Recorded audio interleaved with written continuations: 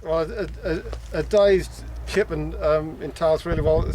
First of all, let's start the day before on the maintenance, and we'll be sharpening the knives and replacing knives where we have to, and greasing up the machine and make sure it's all running well for the day's chipping the next day. And so we start in the morning. We leave home and get on site to start chipping at the clients at 8 o'clock, and we'd run through 6 hours chipping. And during that time we'd keep an eye on the quality of the chip, and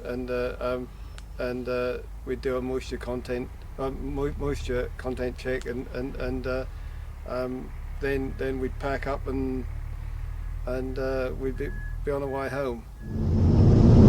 My job here today is to chip wood, to create biomass filled wood chip, so it can be burnt on boilers as you have in the schools, and it's a new sort of energy as opposed to the oil and gas and electric what we had in the past.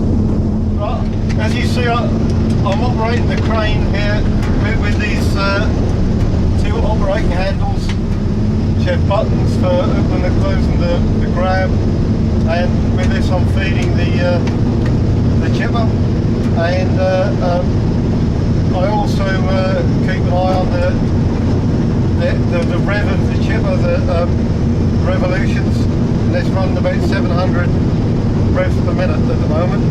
And I also have a camera here where I can keep an eye on how full the trailer is getting, and I can move the spout to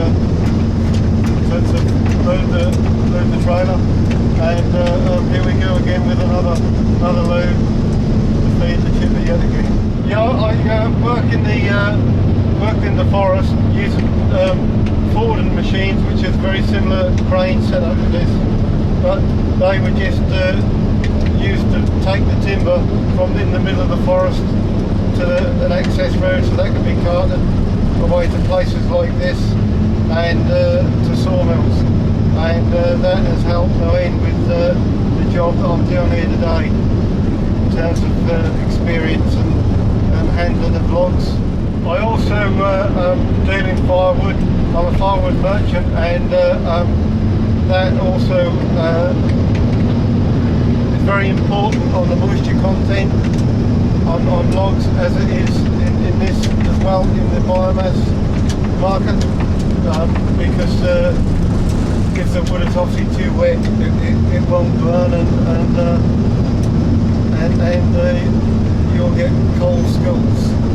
One of the best things about my job is really working outside in the countryside and working close to nature, and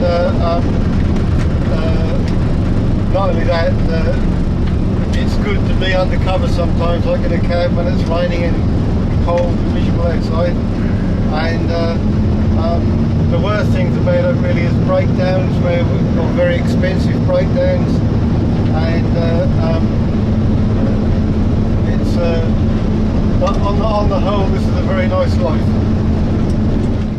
Right, the actual skills of the job really are one, we have to maintain the machine ourselves, and so you have to have a certain level of engineering skills, and we have to sharpen up every time we're out on the job, and